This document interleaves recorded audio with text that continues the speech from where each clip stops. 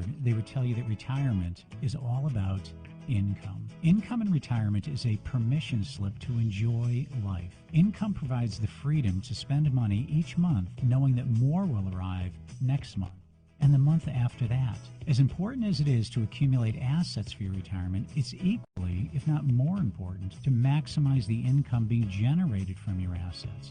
My name is Jerry Doherty, and my radio program, Making Money Last, has been heard right here on WCRN. Well, do you know if your retirement income is as high as it could be? Are you living off less than you should be? Well, I'd like to offer you a complimentary review to answer that very question. Simply call my office at 877-772-1776. I'm conveniently located right on Route 9 in Westboro. Again, my number is 877-772-1776. Let's increase your income today. The following is a paid program. The opinions are those of the host and guests and not necessarily those of the station or its management. You are about to undertake a 2-hour experience of eye-opening, mind-expanding, revealing common sense discussion. For the common sense citizen, strap yourself in. Put your trays in the upright position. Remove dentures and loose jewelry. Get comfortable, take a deep breath, and come along for the ride. It is time for the Joe Mangiacotti Show on Powerhouse Station WCRN 830 and our affiliates and streaming on the TuneIn app. It's Joe time, baby.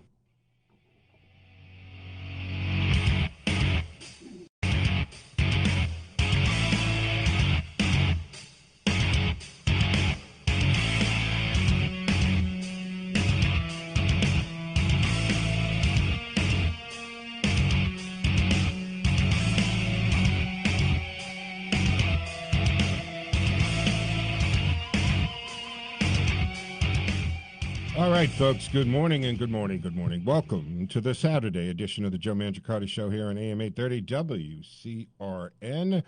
I'm Joe Mangiacotti, and in studio with me, of course, is Teddy Goodpup, as well as Russ behind the board, flying the controls today. Good morning, Russ. Good morning, Joe. How are you? I am fantastic, and this is Easter weekend, folks. Actually, it's Holy Week, Good Friday yesterday, Easter tomorrow. Big plans now that we're allowed to, visit each other. Family get-together at my sister-in-law's for a family Easter dinner. The only person that we'll have to wait for is my brother-in-law because he works as a cop for the Oxford Police Department, and he'll be working first shift. So it'll be like a late Sunday afternoon Easter dinner. Fantastic. All right, folks, let's take care of some housekeeping, of course. The Joe Mangiacotti Show from the Boxdrop Middlesex Mattress Outlet Studios. Find us online at TJMshows.com, and don't forget to follow us on our social media platforms at Joe Mangi Show. That's M-A-N-G-I, Joe Mangi Show. You know, we are, of course, on AM 830 WCRN, our affiliate, AM 730 WACE, as well as live streaming on the TuneIn app. Plus, you can tell Alexa, hey, Alexa, play WCRN. She'll do it, no questions asked there. And you can watch us on Facebook. But the important thing is the audio is streaming at my Facebook page, which is Joe Mangi Show, as I just said, M-A-N-G-I. So if you go to the Facebook page, you can listen to the show on the live Facebook feed. There is a camera in studio, hello, and you can just peek into it. But the important thing is there's multiple ways to listen to the show. And don't forget that you can always listen to any of the past shows in our podcast form as well. All right. You can reach the show off air, by the way. I know that a lot of you use the text email, but the official show email is actually JoeMShow@gmail.com. And our office number is 508-603-9778. But to join the conversation this morning, you do that by dialing 508-871-7000. That's 508-871-7000. Plus, we have a text line that's up and running, folks, 617-297-8388. Use it just like you text anybody else. As a matter of fact, you should program it into your phone, 617-297-8388. And alternatively, if you can't text, but you can email, if you email Text Joe on the radio, that's real complicated, right, folks? Text Joe on the radio at gmail.com. It appears on the same screen. It's the same system, so that you will be able to basically write. But if you're writing to the show, use the GOM one. Hey, and a lot of you use the Facebook The Messenger on Facebook, and that's perfectly fine. You can, because actually you can send files through that as well, and people like to do that. All right. So I got to tell you something. We're starting off, here we are in this very, very holy weekend with some very sad news. We had an incident, of course, at the Capitol yesterday, and we lost a Capitol police officer. And he was an 18-year veteran. I'm sure you've all seen it by now in the news. Officer William, he goes by Billy Evans, 18-year veteran. And he was murdered by this jamoke out of Indiana, Noah Green, 25-year-old man. So he comes up, and this is, folks, we're going to see, you're seeing right now in front of your eyes, propaganda machines working here, and it merits a few moments to point out hypocrisy and what's going on here, so you don't fall down that rabbit hole here. Look, there's already persons on the Hill that are looking at this and saying this is why we need to keep the fences and barbed wire and stop our own citizens from visiting their lawmakers who, in our country, in our world, is supposed to be working for us. And there was a barrier taken down short time ago that was part of that buildup after January 6th. But be clear that what this terrorist did, and this is domestic terrorism, and what this terrorist did was come up to a checkpoint that has been there for decades. So let's understand that checkpoint worked. It did its job. He approached this hitting two officers, one of them being Billy Evans, and drove right into the barrier. Now, I don't know if you've ever seen these. If you visited Washington, D.C. before, you've taken it. And I'm sure you've seen these at other places. They come up out of the ground on hydraulics, and they form a barrier. And they're used at military and government buildings, military installations all over the place. So he came up to the checkpoint. Barrier was up. He hit these two officers and rammed right into the barrier. So that checkpoint, which has been there for decades, did its job. Then Noah Green lunges out of the car, gets out of the car with a large knife, now somewhere between a kitchen knife and a machete, and lunges at the officers, which they then shoot at him. Absolutely justifiable shooting. After hitting them with attempting to kill them with a motor vehicle, he then attacked them with a knife. Every reasonable person, and listening to my voice, understands that if you do that to a police officer, you will probably be shot at. Now, he didn't die on the scene. They did respond with medic. They were working on this guy. Matter of fact, one of the networks got kind of caught by surprise. They had a live camera going, and all of a sudden the gurney comes through while they were doing compressions on his chest. It was a very graphic scene. I don't know if you caught it or not. It was very graphic. And he died at some point. I don't know, in the ambulance or the hospital. It doesn't matter. Now, it turns out that Noah Green is a follower of Farrakhan with a lot of, in the Facebook page, by the way. Facebook took down this guy's page. And he makes a lot of references to the Nation of Islam leader, Louis Farrakhan.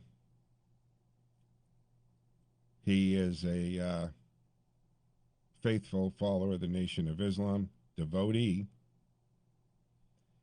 Some of the things he wrote on his page, I was on the right track and everything had planned was coming into existence. It required long hours, lots of studying and exercise to keep me balanced while experiencing an array of concerning symptoms along the way. I believe to be side effects of drugs I was intaking. He wrote, intaking unknowingly. Interesting. He wrote that recently on St. Patrick's Day, March 17th, signing the message, Brother Noah X. Now, of course, if you have any even passing understanding of Islam and Farrakhan and, of course, Malcolm X, you know why followers of Islam use the X. So he went on to write, however, the path has been thwarted as Allah, which is God to him, has chosen for me other things throughout life. I have set goals, attained them, set higher ones, and then required to sacrifice those things. So this is who we're dealing with. And so now we watch the media. How do they cover this? Just like another recent shooting, right? The Syrian national. Or I should rephrase it. My bad. Born in Syria, he was an American citizen. So he doesn't fit what the progressive left is trying to tell us was the problem on the 6th, right? Because he's not white, hick, truck driving, gun toting, Bible thumping, Trump supporter for that matter. So let's see how they cover this. Now, what was his intention? What was the reason? Was he after someone specific? I mean, what was interesting is former Commissioner Williams was on, I think it was Fox, earlier in the day. I mean, shortly after. This happened right at 1 o'clock and 1:02, I think, is the official time that he hit the officers. And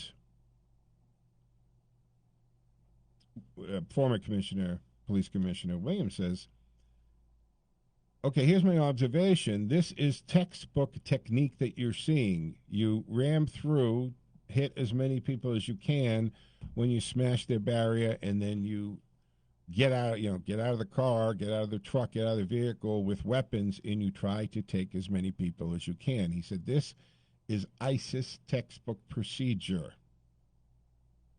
And the anchor, even on Fox, okay, well, what about this? Totally changing the subject, misdirecting it, did not want to go down that. Why is it that every time something that happens, and we're back to, again, yes, we've seen the methods that are used, that it's taboo to ask the obvious question. So here we have this 25-year-old Nation of Islam follower, Noah Green, smashing the barrier, murdering a Capitol police officer. Where the parade, not parades, where the demonstrations, the outcry. And then you've got Representative Omar there with the first thing she tweets out is about gun control. Now, I just went through the story. At any time did I talk about a weapon other than the knife. There was no gun involved in this whatsoever. But her first leap is to attack and disarm law-abiding citizens. I've said it before, I will maintain this, and you will never change my mind. The only answer to bad people with guns are good people with guns. Good, law-abiding, trained people who have respect for the firearms, who know what they're doing, and they're there to protect you and protect themselves, but also you, me. That's why our laws are that you're allowed to step into somebody's shoes who is being attacked and cannot defend themselves. We recognize that. But let's not forget, Officer Billy Evans. Here's a guy who got up yesterday morning to go to work and did not know that he wasn't going to come home that day. Now, the thing about police officers, that is something that hangs over them all the time. I grew up in a house that was a police house. I'm the son of a police officer as a child. My sisters and I knew this hung over our heads. It wasn't something that we talked about a lot. But we saw my mother always concerned when he was at work.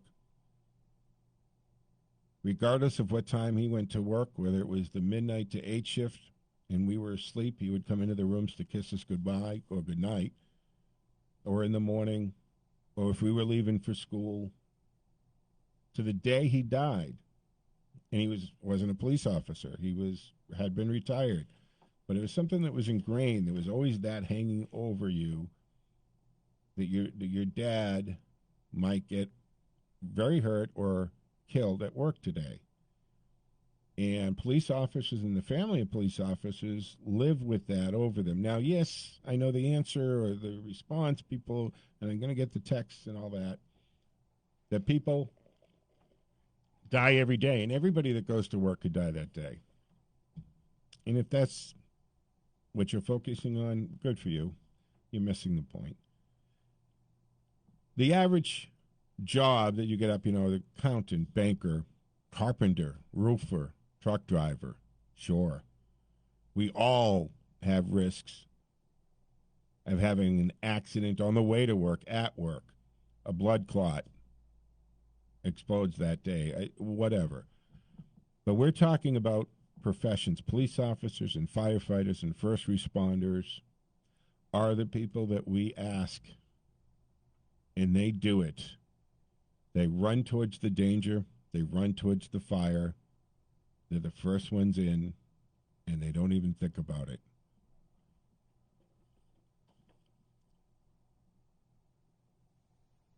So Billy Evans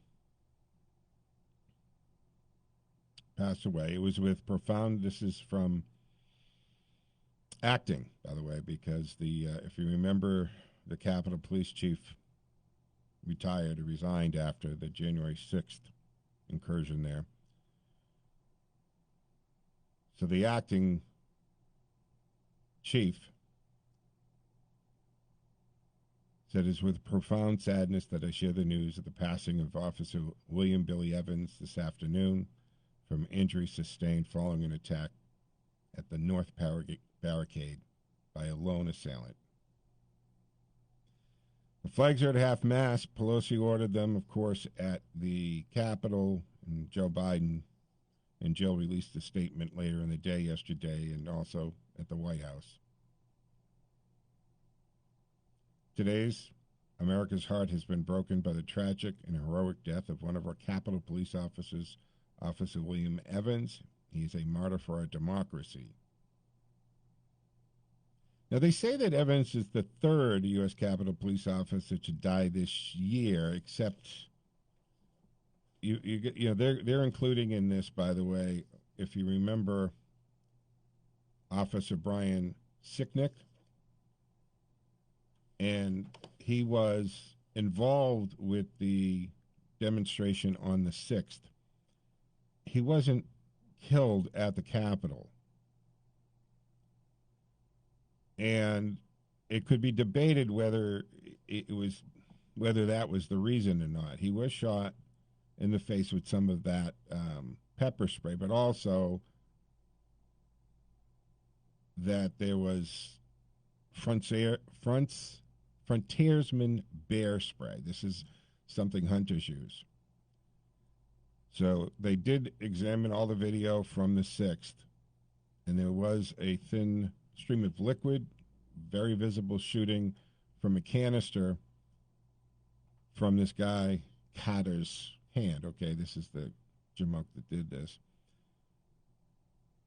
Now, it's not sure because when they tracked this guy down with another one, Tanios, they had brought 2 small canisters of pepper spray to the Capitol, but they also had 2 cans of the Frontiersman bear spray. And you can see Officer Sicknick get sprayed with it. He turned away and raised his hands, and then later he's washing his eyes out. Now, that evening he did text his brother to say that he'd been pepper sprayed, but that he was in good shape. But a little before 10 o'clock on the 6th, he collapsed after returning to his division office, so he was taken to the local hospital. And then the next day, he deteriorated, and he was put on a ventilator. He was treated for a blood clot and a stroke. Now, blood clot would have been pre-existing, and nothing to do with the 6th. He died about 9:30 on the 7th, by the way. So I'm not sure if it's something we would count that as a death. Not just, I wouldn't count it as the same thing. I'm not going to put it in the same class as Noah Green murdering Officer Evans yesterday. But this is something that police face every day. 508-871-7000 to join the conversation from the Box Drop Middlesex Mattress Outlet Studios. I'm Joe Mangiacotti. Let's go to Scott in Florida. Scott's been waiting patiently. Good morning, Scott, and happy Easter to you, sir. Good morning, Mr. Mangiacotti. Happy Easter to you as well, and your listeners. What happened at the Capitol is just symbolic of America, and this Easter is brutal for America. I'm just going to say it. It's not politically correct. God hates America. People would say, well, how could you? It's gotten to the point where I think a lot of it is biblical. And I think, I'm not a Bible thumper, but I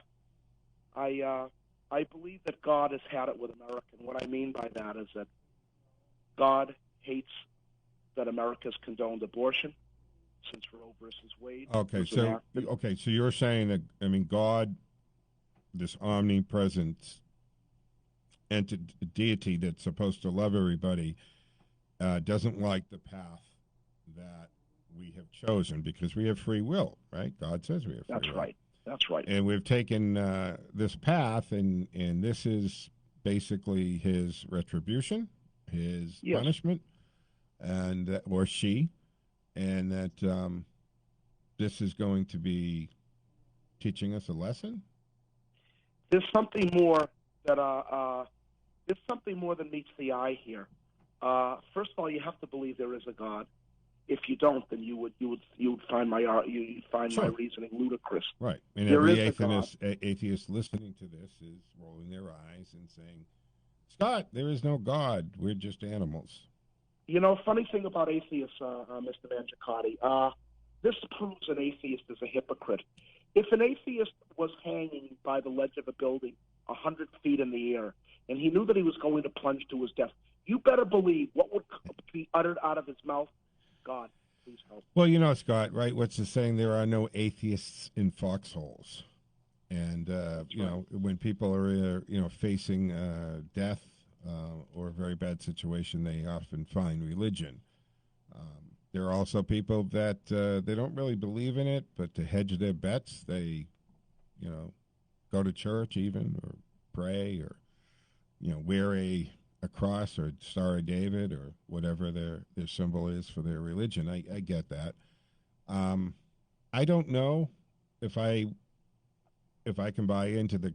I think in biblical times or biblical history, wasn't God a little more theatrical, right? Plague and floods, right? But it's happening now. Okay. There have been famines, locusts in Africa, floods, earthquakes, the COVID-19 plague, economic depression, wars. Well, I get that, Scott, but can't one argue Mother Earth is Mother Earth, and we have had earthquakes and floods, and the Earth has been going through cycles of it's constantly developing from the day of the Big Bang to the Earth cooling and heating and cooling and heating. We have the continents have moved, and isn't it just? Can't you say that that's just natural? No, there's a lot more than meets the eye here. Also, homosexuality, glorifying homosexuality. Every civilization glorifying homosexuality. Yeah, absolutely. Yes, America has. It's been glorified, rammed down our throats. We're hit over the head to accept it. It's a man and a woman, not a man and a man, not a woman and a woman. Okay, well, Scott, you've kind of gone off the rails there. First of all, that's the Bible is a man's interpretation of things. God didn't write the Bible. There were men who got together in committees and decided. And what's interesting is, you look at what a strong role women played around Jesus. They were part of his teachings, and he had strong relations with women in his flock, and this whole thing that we find homosexuality in nature everywhere, and it's just you went off the rails there, man. Thanks for you have a happy Easter. All right, folks, 508-871-7000, Mark in Worcester. Good morning, Mark. You look marvelous. You look marvelous as well. I want to tell all your listeners out there, if you're under the impression that this country is going to hell in a handbasket, you're not delusional. Yeah. It is going to hell in a handbasket. Mm-hmm. Now, we're all over the place. I was listening to you for the last half hour. What we're seeing is that you have the fourth estate, okay? Yep. The free press. You got it. We've lost the free press. Don't be under the illusion that we still have a fourth estate, that we have a free press, because we do not. Nope. It's as dead as a doornail. And what we do have is a propaganda machine that's being controlled by the regime.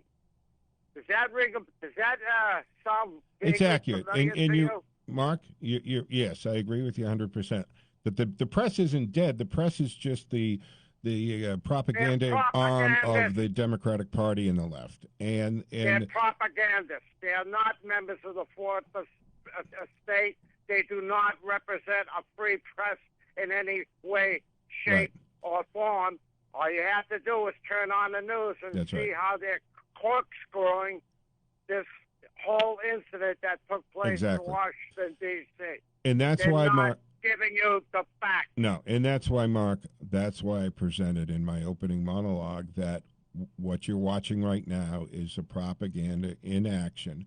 And you can see the difference in the way this is going to be covered, because the not suspect, I mean the bad guy in this situation is he's a homegrown Muslim terrorist. Not Muslim. Spit it out. Spit it out. If you don't, nobody else will.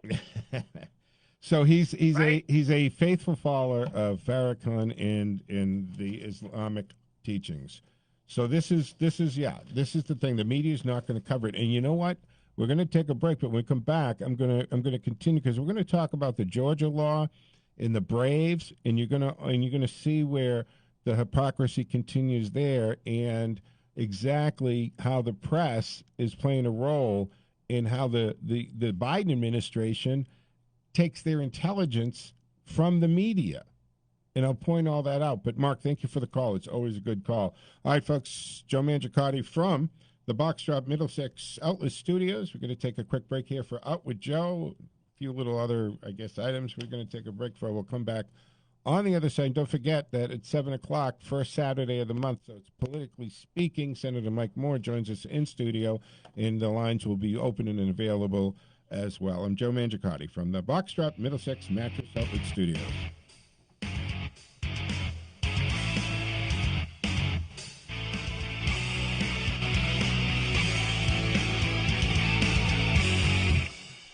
Hey folks, Joe Mangiacotti here, and I have recently purged and refreshed with new furniture and, most importantly, a new bed. We spend about a third of our life on our mattresses, and it's so vital we have the right one, and we don't break the bank to do that. I first bought a mattress from the big store the brothers used to own, and a power base that moved the head and feet, and then I met John, and I checked out his showroom at 50 Main Street in Ashland and online at boxdropmiddlesex.com, and ended up with a better mattress, a power base that also heats and massages, all for less than half of what I was going to spend at the other place. Boxdrop is a discount mattress store, and John specializes in clearance and closeouts, and he buys directly from the manufacturer with a low overhead and just family employees, passing the savings on to you, and you can see it reflected in the price every day. Click boxdropmiddlesex.com or call John on his cell. This is his cell number, 508-579-9303. That's 508-579-9303. And you can find John on Facebook at Boxdrop Middlesex. John loves referrals, and this is the best referral I've given so far this year. Dropboxmiddlesex.com.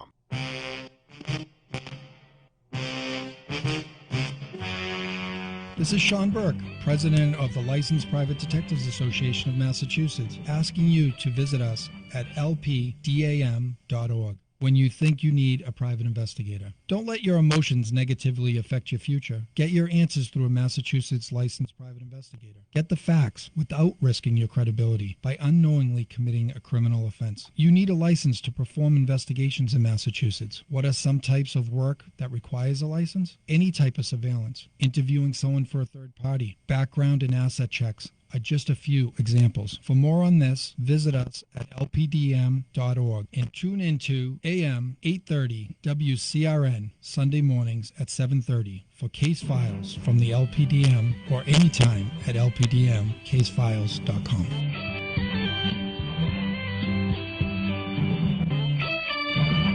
We know why you're awake. Your child is about to get their driver's license. Levante's Auto School offers one-week driving programs to help make sure your child stays safe and focused behind the wheel. 877 Drive Ed. Who's Ed? That's the number for Levante's Auto School. Learn to drive safely and efficiently. Visit one of our 5 locations throughout Massachusetts. Click Levante'sAutoSchool.com. Levante's Auto School shows you how to learn the rules and keep your cool. Call 877 Drive Ed. Who's Ed?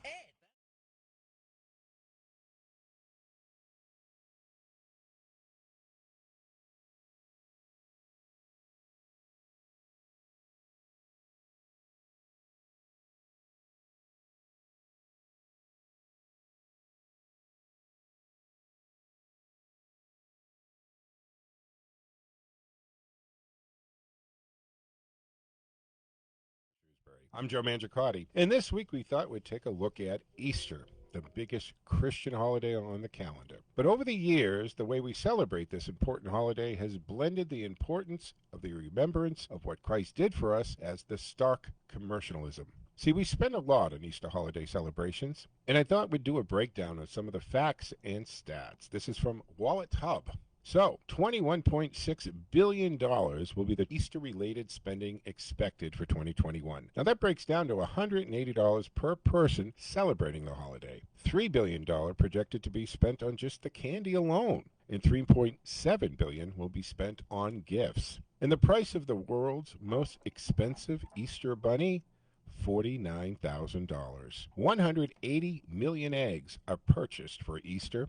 And the number of people who eat chocolate bunnies ears first, well, that's 78% of you do that. And parents who plan on sending Easter baskets to their children after they've moved out of the house, 60% of you parents still do that. And the parents will make Easter baskets for their kids. That's 66%. Now, the Easter baskets will include chocolate or candy. That's way up there at 92% of you do that. But 60% of parents say they carry on an Easter tradition from their childhood. 59% of people who plan to cook on Easter will cook a full meal. And 44% plan to visit family and friends on Easter Sunday. Now, as far as that Easter dinner goes, that's 53% of you making it. The Easter egg hunt will come in at 52% of you doing that. And eating candy is only at 50%. That seems awfully low to me. That, after all, is pretty much the focus of the day. Taking family photos at 46%, but dyeing the eggs at 42%, but making actual gift baskets also comes in at 42%. And the most popular Easter basket item,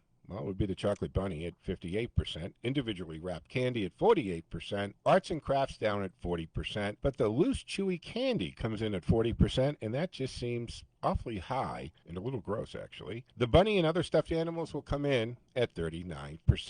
For more on these stats and breakdown, check out this post on OutWithJoe.com. For more dining and entertainment, also click OutWithJoe.com. Of course, we're suspending the Music Minute for the time being for obvious reasons. Follow us on our social media platforms at OutWithJoe. This is Out with Joe from the Box Drop Middlesex Mattress Studios. Brought to you by Nothing Bun Cakes, White City Plaza in Shrewsbury. On Facebook at Nothing Bun Cakes, Shrewsbury. Have you heard of the hottest new bakery around? I know you heard about it right here. My friend Al has opened Nothing Bundt Cake in the White City Plaza in Shrewsbury. Nothing Bundt Cake is a bakery chain and is locally owned and operated by my friend Al. They have bundt cakes ranging from bite-sized to tiered, plus platters, candles, and cards. For any occasion, function, or just to have around the house or office, stop by and check them out. Everything is baked from scratch and on site. Nothing beats a sweet surprise. And until you try one of Al's bundt cakes, you haven't tried a real bundt cake. Stop by and ask for Al. Tell him Joe told you to stop by. 98 Boston Turnpike, White City Plaza near Planet Fitness, Shrewsbury, and on Facebook as well, Nothing Bundt Cake, Shrewsbury. To join the conversation, call 508-871-7000. That's 508-871-7000. Now, here's your host, Joe Mangiacotti.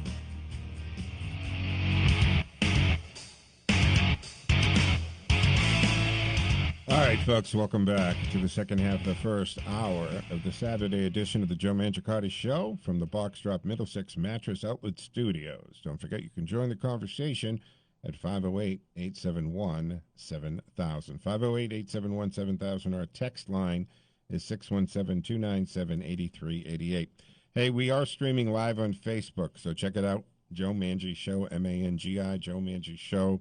You can peek into the studio. Usually you catch a glimpse of Teddy Goodpup, but you also see Senator Mike Moore joining us at 7 o'clock for Politically Speaking, as he does on the first Saturday of each month. Now, tying into this whole media's role and stuff, you're going to see this in Georgia. So Georgia's governor, Brian Kemp, he signed SB 202. Now, this is a 98-page bill, and it's called the Election Integrity Act of 2021. Now, you know Georgia received a lot of criticism. And we knew that in 2020, the entire voting integrity broke down. We had governors and secretaries of state changing voting regulations, and they weren't supposed to be able to do that. It's clearly outlined in the Constitution that the states run their own elections and that the state legislature is the one who will create the rules and regulations for voting. Now, let me first tell you, any of you out there, including these corporate America jamokes who have a problem with this Georgia legislation, go read H.R. 1 and your head will explode. Now, the thing about this is, and what I was talking about before the break when Mark got onto the media and propaganda, is you have straight out lies in the media, but what is interesting, again, you got to step back and watch this connection. The President of the United States, Joe Biden, comes out there and he talks about this. First of all, he endorses MLB's idea that to pull the All-Star game and draft from Georgia, which, of course, they do later, and we'll talk about that in a second. But he talks about this legislation, and he straight up lies to you. Now, in Joe's mixed up mind, maybe he thinks this is true because apparently he got, or his staffers got their information from the Atlantic Journal. And this is how they do it in the Biden administration. I mean, so you got the media who gets it wrong, and you've got the Biden administration and Jen Psaki out there saying things that are absolutely wrong. Joe stood there on TV and told you that polls would be closed at 5 o'clock, and that you're not allowed to have water in line, and that was draconian. And he even compared it to Jim Crow, which we're going to talk about that in a second, because that's just ludicrous. There are no Jim Crow laws anymore. And this is the new thing, right? We're hearing Jim Crow over and over again. So this is now the new buzzword, the new phrase, because racist was losing its oomph because it was overused. Everybody and everything was a racist. And if everybody and everything is a racist, then nobody is. Now, Jim Crow laws, they were a collection of state and local statutes way back, starting in 1968. And, yeah, those laws were meant to marginalize African Americans, denying them, the right to vote, hold jobs, get education, and other opportunities. And the roots of the Jim Crow laws began as early as actually 1865, immediately following the 13th, or the ratification of the 13th Amendment, abolishing slavery. So for them to use that term today, it's just to cause hate, discrimination, and, again, to make something a racial issue. This legislation, the Election Integrity Act of 2021, has absolutely nothing to do with race. And it's good legislation, although I still have a problem with some of it. Because if you haven't read it, you shouldn't be actually talking about it. So as far as that polls thing, absolutely not. Straight up lie, folks. Polls are open 7 to 7. 7 a.m. to 7 p.m. That doesn't change. That's a lie. But it was printed in the Atlanta Journal. And that's where, and this should scare you, the office of the president is getting their intelligence and data from a newspaper. So that's a crock. They're open 7 to 7. And the other thing about the water, doesn't say that you can't have water. What the law is doing is just saying what it's always said is partisan workers, campaign staffers cannot pass out water within 150 feet, but they can't do anything else. Now, can poll workers? Poll workers can, because they've been trained. They're not allowed to have any candidate paraphernalia on their bodies, that's stickers, hats, anything of that nature. Plus, of course, you can bring your own water, fruit, or whatever you want in line. Your family can. You can even call Domino's and have them deliver to you in line. They're trying to make it out that the law says you can't have it. You can't have water. All the law is saying, and it already was the law, folks. It's not like this is new stuff. It's just the same laws that we have everywhere, that campaign workers cannot be within a certain number of feet from the polls. And that's just so that partisan operatives are not there influencing you or even making you feel uncomfortable. And they've extended their days, early voting days. And where that criticism comes from, I don't know, because it's 7 or 9 days, depending on the fact what this bill did is it gave local counties the option to count Sundays, to open on Sundays if they want for early voting. So depending on whether they do or not, you have 17 days or 19 days of early voting. That's more than New York does. Where's the outrage there? What they have the biggest problem with this in the new Georgia law is because it requires voter ID to be attached to absentee ballots. And they have been using voter ID in Georgia since the mid-2000s. And that's the kick here, folks. is the left does not want voter ID. H.R. 1 specifically says the 37 states that already have voter ID laws in place will have to get rid of them, and nobody can have voter ID laws. And again, if you listen to the show at all or you read anything I write, you know my feeling on that is you can't even have an intelligent conversation on this issue if the first thing out of your mouth is it's racist. Because either you're a moron or you're just a drone repeating talking points. I've been around a while. I'm over a half a century old. And in my adult life, dealing with normal adult people who vote, I have never met anybody that doesn't have some form of ID. And if you're out there, please call. I'd love to have you on the show to find out how you function. And then you got Coca-Cola, Delta, and Apple, right? These corporocracies out there. Here's Delta. Really? Delta's based out of Atlanta. Okay, Delta, you have a problem with that? How about you stop requiring an ID to board your plane?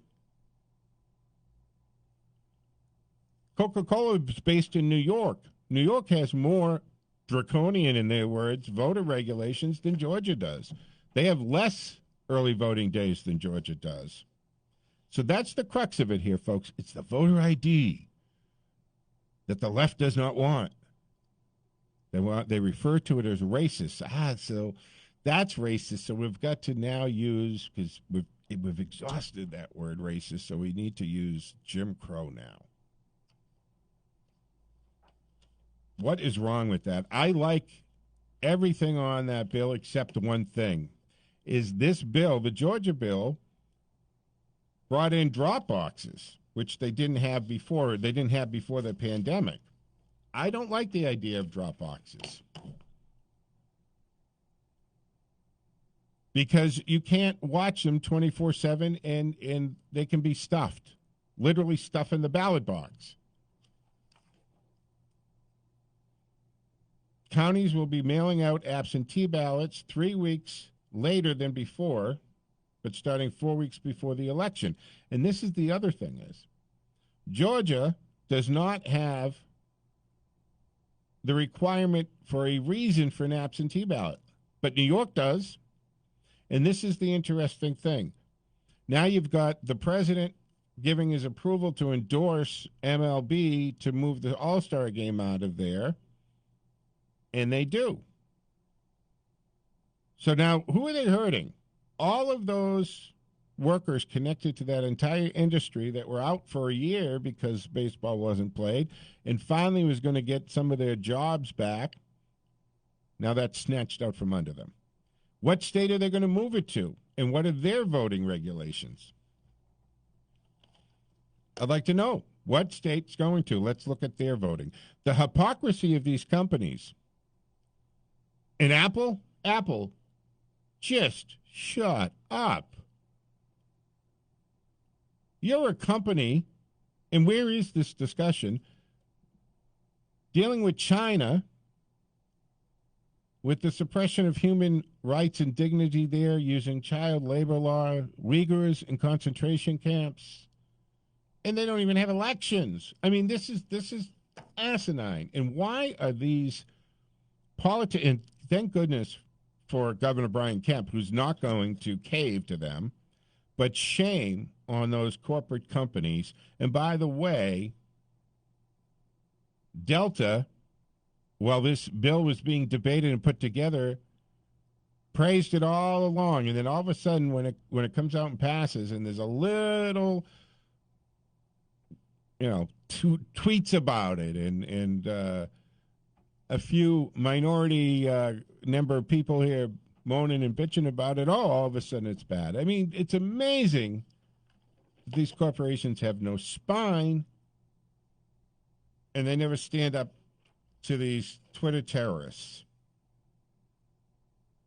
And by the way, the new requirement is that the counties count all the ballots nonstop as soon as the polls close and finish by 5 p.m. the next day, or they will face an investigation. Awesome. Because did you notice in 2020 election, all of a sudden, counting, right, balances stop, and then in the middle of the night, one candidate's numbers go down, the other goes up exponentially under the dark of night. So 508-871-7000 to join the conversation. Let me go to Ken in Bolton, who's been waiting patiently. Sorry about that, Ken. Good morning. And I'm assuming you have a hair crush. It took us about the Georgia election static as well. Yes. Your topic was of interest to me. And I think with what you just stated, this fraud about 5 p.m., you just tied it together. They took the next day limit and applied it to the election day farce of a lie. They twisted and created a opposite meaning. Yeah. But not all that. They actually, Atlanta Journal actually said that the polls were going to close by 5 p.m. And they had to do a retraction, a correction in it. And I understand what you're saying, that they confused it with they have to have the counting done by 5 the next day. Oh, they didn't confuse it. No, they didn't confuse it at all. It. They didn't confuse it. They were just wrong. But what's interesting, Ken, is that the Biden people, that's where they took this from. They didn't have anybody in their incredibly overstaffed, overpaid pool of people who read the bill. Facts don't matter. So yeah, let's cut to the chase. We're in a whirlwind of destruction. Previous calls the last half hour were, kind of going down that same trail. So let's figure out what's going on as far as, we are constitutional conservatives, and our opponents are obviously political leaders, primarily on the Democratic side, news media, academia, and the like. And they're engaged in racist-like tactics. Yeah. Because it's of a mindset similar to, and what they're doing is similar to what the racists of the past have done, whether it be those who created Jim Crow, that were members of the KKK. They had complete and utter disdain for their opponents, and they would punish them. And that's what they're in the middle of doing. It's not as bad as racism, but it's on that spectrum. Well, Ken, I don't believe that there's any racism involved with this legislation. This legislation's addressing the problems that we had with the integrity of elections. And, if you go back to, 2016, they had, and I want to look up the name of it because there was an organization that talked about both Texas and Georgia. They rated them at the bottom of voting, that they were so bad that they went out and they fixed this stuff. And Florida did it back in 2020. We remember the hanging chads and all that.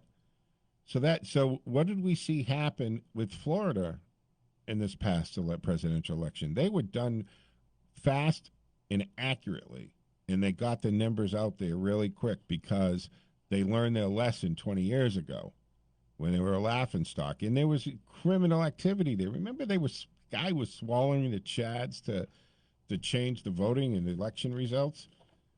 So this is, to me, what Georgia did, all the states need to tighten this up. First of all, every state should have voter ID put in place. I just cannot understand how you can't get that. It's so important. But if Joe, our votes are so valuable, we need to protect them, Ken. The opponents are on the opposite side. We're coming up with constructive solutions to make America better. They want to destroy America as it was created. Not good. It's that simple. Not good. And they're going to do whatever they can to tear it down. Transformation, you don't transform something that happens to be, everything has some degree of things that you can point to that aren't right. But the United States of America has been more productive than any nation in the history of the world, and is the least racist of any nation in the world. And what do? They suggest it's just the opposite in order to justify destroying it. It's that simple. Yeah. Folks, I got to tell you, look, it's a 98-page bill, and you're welcome to go to the link on my social media stuff. You'll go over to read Georgia's new election law. But there's also a great article in there that will outline the major points of this legislation, including, from the absentee ballots in the military, even the Attorney General office now will have the authority to set up a hotline for people to file complaints about voter intimidation and illegal election activities, including some anonymous tips. And they'll also be shortening the runoffs, right? That was the thinking. They would have these, what they call jungle primaries, and they're requiring a special primary election before the special election. So what they did, and I said, everything in the Georgia bill to address the problems with elections, except I'm not on board with these drop boxes. I think that either you get your absentee ballot, which now, by the way, they're saying you also have to include your ID in the witness, in the signature, and H.R. 1 wants to do away with all that, right? They want to do away with the voter ID. They want to do away with the signature requirement. So now you send that in, and Georgia is not a state that says you need an excuse, like New York, right? We've talked about this before, that if you wanted an absentee ballot, you had to give a reason, and the clerk could say yay or nay on it. I don't even think the clerk should have that authority. I think if you want to vote absentee, it's your right to do it, and you don't have to go. You just don't want to go to the polls that day. You just want to do it absentee. But you need a witness signature, and you'll need a copy of your license or passport or some other ID to accompany it, and that needs to be compared to the voter registration. In those voter rolls, folks, they have to be purged on a regular basis.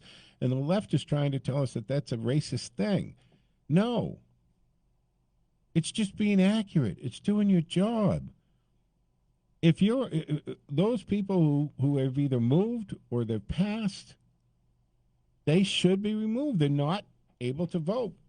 And H.R. 1 is saying that everybody automatically gets registered. And they say that like it's a good thing, Ken, and it's not. Do you want people taking action in your name without your knowledge? And that's what that comes down to. But I'm against the clock for the 7 o'clock break. Any last thought, Ken? Yes, and remember, Joe, Lester Holt says the fairness you're describing is overrated. Absolutely. That's how bad it is. So we should never stoop to their level, as you will demonstrate in the next hour, and welcome Senator Moore. Very good. Thank you, Ken, for the call. Always appreciate it. All right, folks, that's going to wrap up the first hour of the Joe Mangiacotti Show. Actually, technically, it wraps up the Joe Mangiacotti Show. We're going to take a quick break. Coming back in the 7 o'clock hour, being the first Saturday of the month, it's time for Politically Speaking with State Senator Mike Moore. I'm Joe Mangiacotti from the Box Drop Middlesex Mattress Outlet Studios. Stick with us. Back in a moment.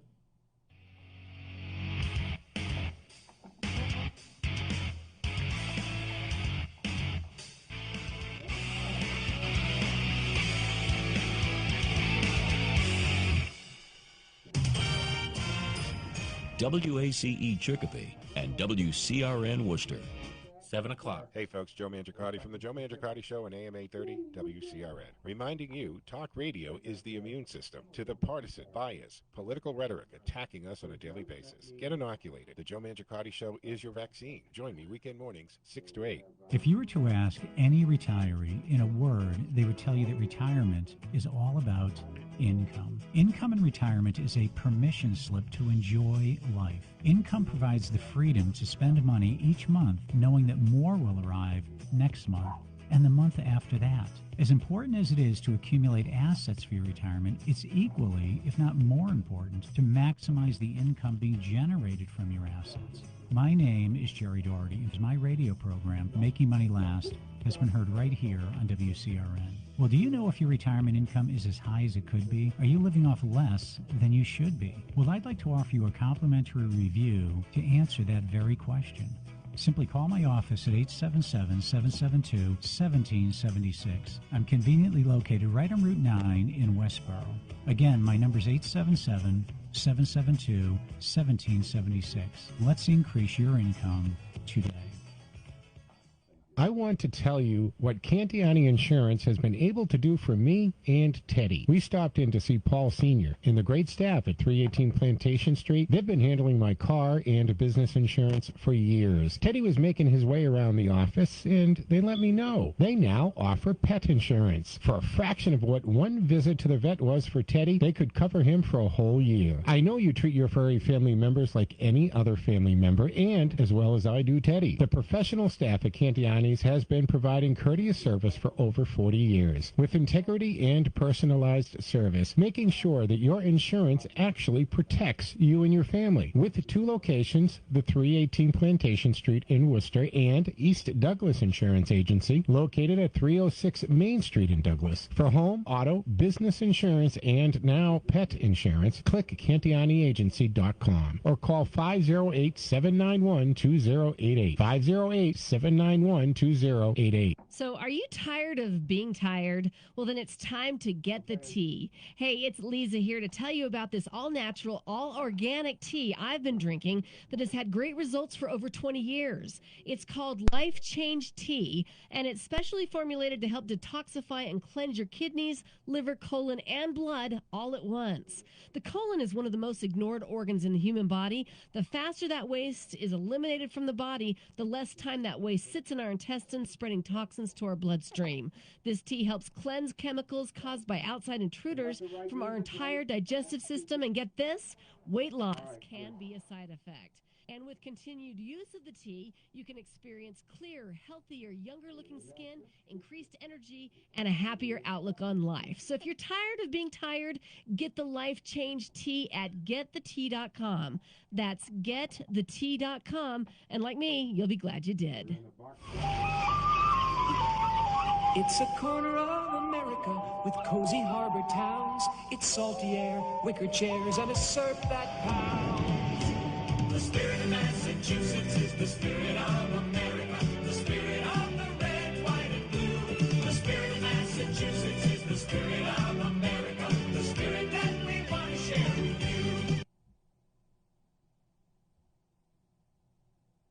you. The song has more to that. It doesn't end. That's it? All right. All right, folks. Well, good morning and welcome to Politically Speaking with Senator Mike Moore. I'm Joe Mangiacotti from the Boxtrop Middlesex Mattress Outlet Studios. Don't forget you can join the conversation at 508-871-7000. That's 508-871-7000. Our text line is up and running at 617-297-8388. Good morning, Senator Moore. Good morning. How are you? I'm fantastic. Happy Easter to you and your family. Thank you. Happy Easter to you, likewise. Big plans? Are you going to do the home thing? Or the home thing. Just going to go to my mother's house. Is she doing the cooking? Are you making your mother slave over a hot stove all weekend? Yes. Okay, just checking. I would too if my mother was still alive. I'm going to grab him, and then we're going to go over there. And then my daughter's away at college, so she cannot. They don't allow them to leave right now. So, because if they leave, they have to, quarantine if they come back? Or is this just the hassle? Yeah, quarantining, and so they're pretty strict at the school. Yeah. So hopefully they'll be getting their vaccine soon. Maybe. Well, that's the whole thing, right? If we have the vaccines, we're supposed to be able to move around freely and not wear a mask and all that. Did you see that little exchange with Senator Cruz and some reporter? No, I didn't. No, because he walked up to do whatever the reason, it doesn't matter, to the microphone. He takes his mask off to speak. Yeah. And a reporter says, "Oh, you got to wear a mask." And he said, "Well, actually, I don't. According to CDC regulations, everybody up here has been vaccinated." All right, so I don't have to. And she goes, well, it makes me uncomfortable. And he says, well, you're very welcome to leave. Is the door. In other words, you're projecting your issues on, and he's vaccinated, and he was in 2 weeks early, because they do say, the CDC, once you're vaccinated, it's still 2 weeks for it to really set in. So once you're vaccinated, you don't have to wear the mask. You can't give it. You can't give it. You can't catch it. Well, actually, though, that's my son's works at a grocery store, so they just qualified in the last Governor Baker's last change to the regulations, and so I took him Monday to get his first shot, and I asked the people giving the injections, the vaccine, about that, and if he could still catch it or spread it, and they told me he couldn't catch it once he's fully vaccinated, but he could still spread it. CDC regulations say. No, I'm just saying. Yeah. No, so anyway, it was that's why, because I've heard so many different things about it. I asked the Well, it was interesting because here, a good for Senator Cruz for pointing out that, he's not going to wear the mask to make her feel better. He's been vaccinated according to CDC regulations, or not regulations, I guess guidelines is the proper word. Is you don't have to wear the mask at that point. I mean, and that's. But I think it's something they need to educate everyone on. We need to find out so people know what they're doing when they get the vaccine. They know whether they can spread it, they can't spread it. Well, that goes back to, and I've always had a problem with the fact that Dr. Fauci, in the beginning, said, "Oh, you don't need to wear a mask," because he was manipulating us. He later said he told us that because he didn't want us to go out and buy up the masks. So that, to me, said, all right, so what he's saying isn't science. It's not based on science. It's based on manipulating us to what he wants us to do. That becomes political. And I just wish he didn't do that, because he lost credibility. Did he come out and say that's why he said that? Yeah. Oh, did he? Yeah. Okay. Later on, he said, well, when he asked about it, he said, well, I told you that at the time because I didn't want everybody to run out and buy up the N95 masks, and then our healthcare professionals wouldn't be able to get them. The moment he said that, to me, your credibility, so you're not a scientist now. You've lost that credibility. Get off that pedestal, because you're not telling us scientific information. You're telling us what you want to tell us because you think it will make us behave a certain way. That's not cool. Well, I guess maybe if you refer to it as behave a certain way, but I think more at that point. Well, saying something so that you don't do something is trying to manipulate your behavior, isn't it? Yeah, I mean, yeah, but I think that call a horse, a duck, a duck. I mean, that's when I said this to you because I didn't want you to do this. So I'm going to. That's all. I'm sorry. You're a scientist, and you're supposed to give us information only. We are supposed to still have individual freedoms and choices. Just give the American people the facts and the science. I agree with you. That we have too much spin, and not enough. Thank you. Too much spin. I was listening on the way in, and I do agree that the days of Walter Cronkite and being able to put on the news stations on and just hear the news, and letting people just give us the facts and letting people decide for themselves. Yeah. All the news comes with a bias. It comes with a lecture. It comes with their take on it, and it's not just the news. The facts should be out there, and it should just be, this is what it is. This is the legislation. And that's why it's so important. And thank goodness, I mean, we're back to the fact that, the internet is wonderful and horrible, depending on what it is, because it's an incredible tool. We can walk around with this smartphone in your hand, and this phone is, some of us can walk around. Yeah, exactly. For those of you not watching, I just held up the phone and dropped it. But if you can hold on to this phone, and this phone is like 50 times more powerful than the computer that got us to the moon. And with internet, all the facts of the world and history of the world is at your fingertips. But it's also used to commit crime every day. It's used for identity theft and for stealing. It's used for child pornography. It's used. But there's also, like, I mean, I agree all the good intentions of the internet, but there's been as you just said, so many negative things that have come from not just the crimes that you talked about, but just the misinformation. Misinformation. People will get to see a story on there. They don't look who wrote it, or if it's even an actual news entity. Yeah, I call it, the regurgitation, right? We've got so much of this regurgitation, and what I mean by that is people who just read, click, and post or share, right? They read, click, and share.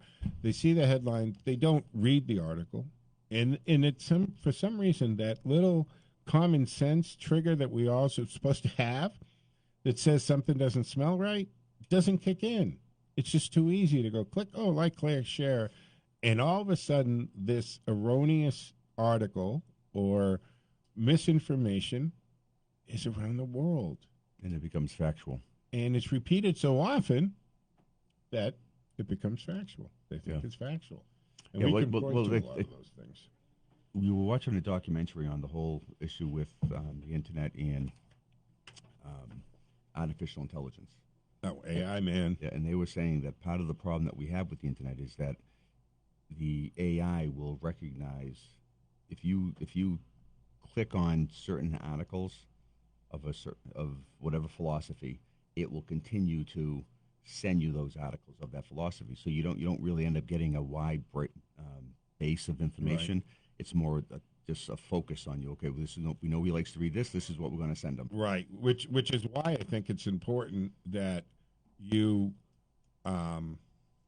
click multiple things, right? You click, because and I know that, right? Because, I mean, if you write an email and you say, I'm thinking of buying a new TV, all of a sudden you've got ads popping up everywhere on your computer and social media for TVs, right?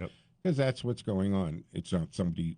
Folks, it's not somebody reading your email. It's AI reading all those emails in milliseconds and putting the algorithms together to figure out what to send you, which why if you look at my feeds, because I click CNN and MSNBC, as well as Fox, as well as Newsweek, as well as Wall Street Journal, New York Times, New York Post. So the AI for me is like, I don't know, we got to send the guy everything because he's all over the place. But you're right, if you're just clicking one of those, one network all the time, just constant, whether it's CNN or Fox, it doesn't matter. Yeah, that's all you're going to get fed to. That's all you're going to get Well, even fed. if you do the multiple news networks, but it's always, if it's focused, the articles. The articles that you read, yeah, that's true. So actually, Joe, just because I know we end up losing time here, we actually in the legislature just did an unemployment insurance and emergency sick leave bill. On the state level, folks. On the state level. So basically, I just hit you. Yeah, see, you're taking out the phone again. So basically what this bill does, it guarantees 5 paid days off for every employee in Massachusetts. It also stabilizes the state unemployment insurance trust fund. It provides relief to businesses and workers, tax relief. It delays the state tax filing deadline. Which is probably an important thing. Isn't the Fed's also doing that too, right? So we did that to correspond to the federal change. This bill alleviates some of the stress for workers in Mass who are unable to work as a result of COVID infection or a quarantine. This paid time off can also allow workers to take a day to go and get their vaccine when they are eligible. The bill provides for leave if the worker needs time to care for a family member who is unable to work due to COVID. This opportunity will last until September 30th or until the fund is exhausted, the fund is at $75 million. Also part of the bill is replenishing the state's unemployment trust fund, which has been, obviously that's been depleted. Yeah. Yep.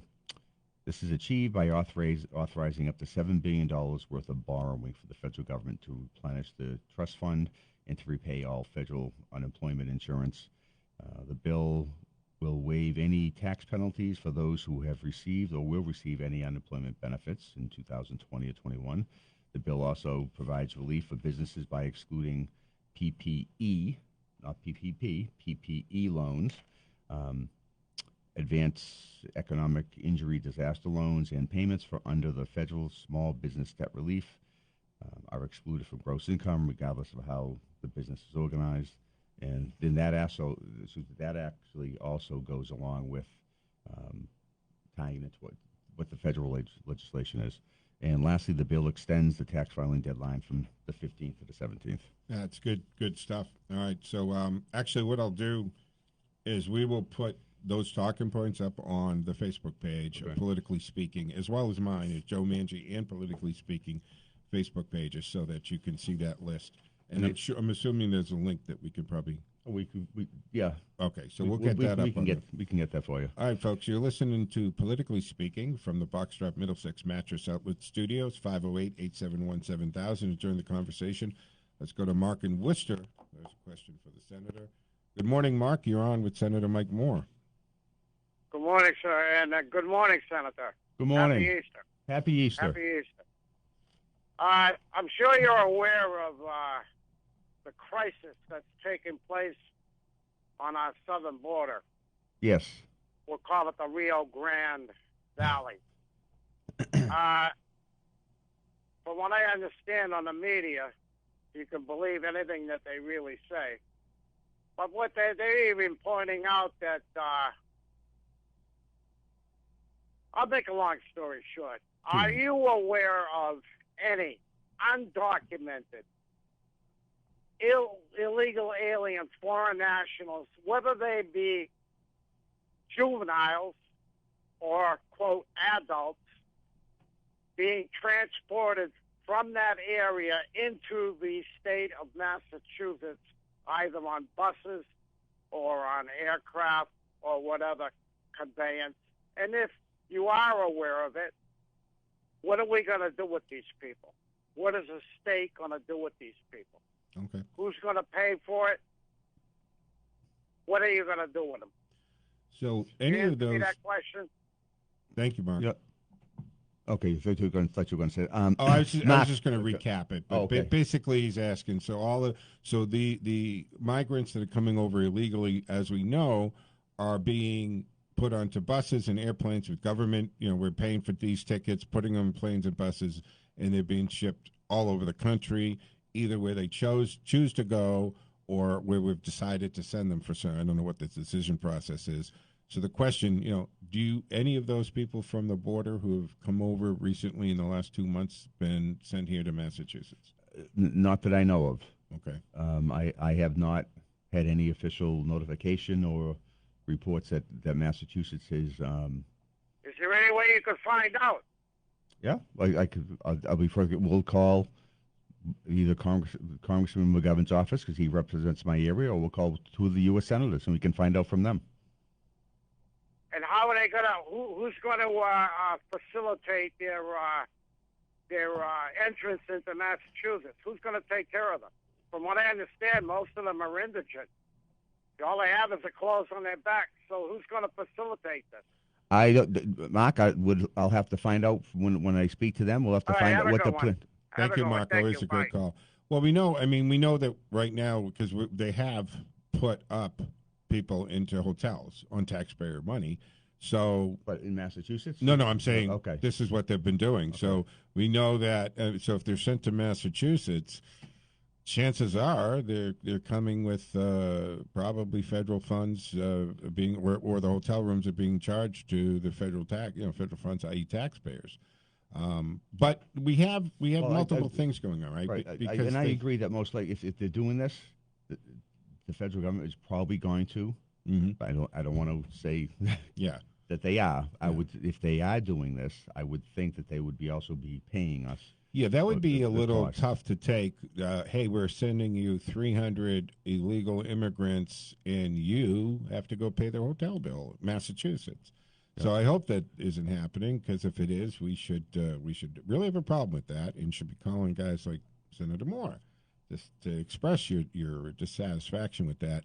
But we have these, they're coming over with the wristbands, right, Senator? This has been something I found very interesting, is so that these wristbands that they have are broken down with symbols that denote which cartel that they're indebted to, which they're connected to, and where they're supposed to go. And I have no knowledge of what you're telling me. Okay.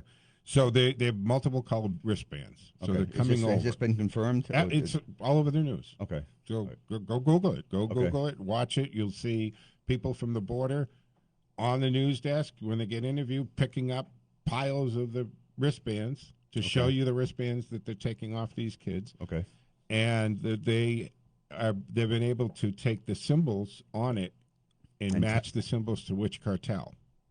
Okay. So the cartels right now, they're estimated to be making somewhere between $14 and $20 million a day in trafficking these people because they pay. So if you're from South America, it's around $3,000-$4,000.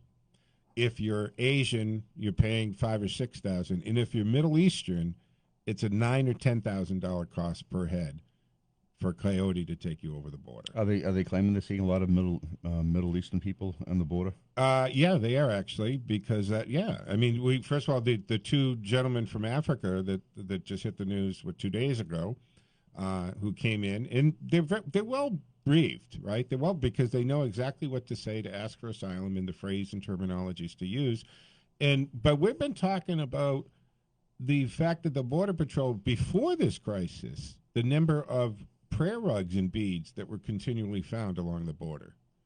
And that indicates that we don't have a lot of Muslims who are coming up who are from El Salvador and Guatemala, and they're doing what these two African gentlemen did, and they made their way, through 4 countries to get to Mexico, to get into America through the coyotes.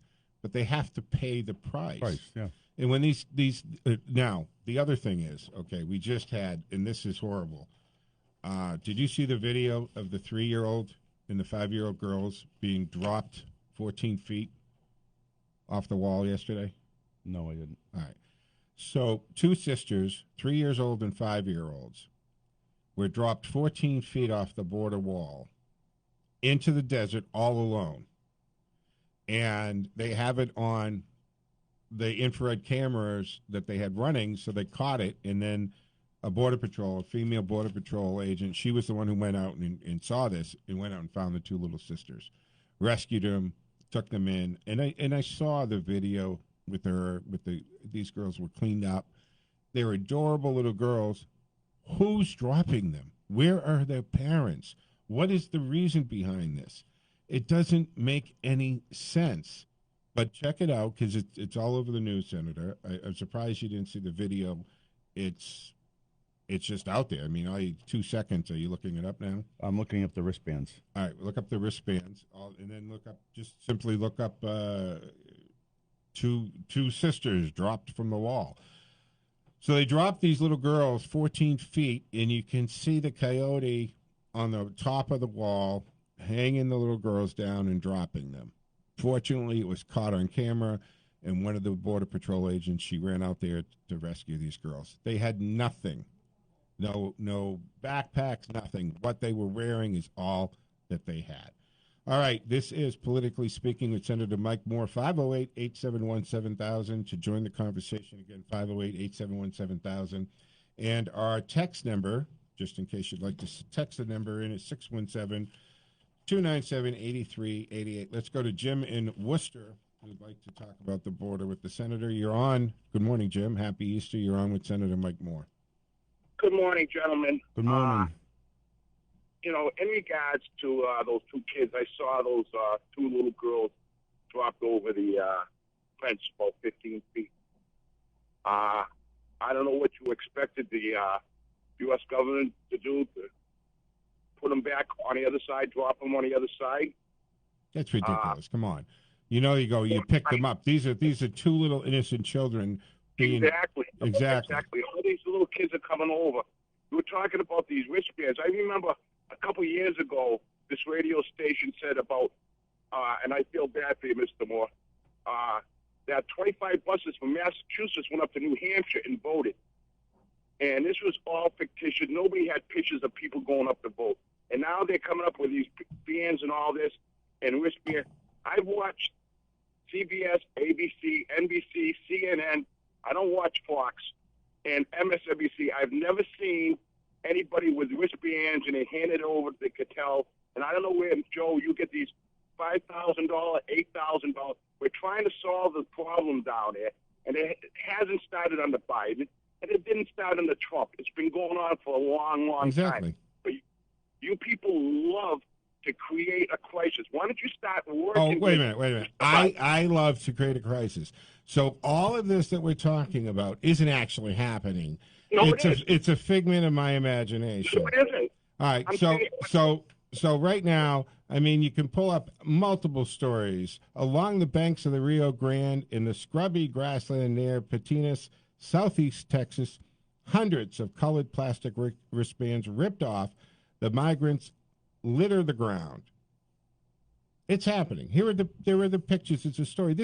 Maybe you should watch more than what you're watching. Maybe you should get more than just your very limited source of information.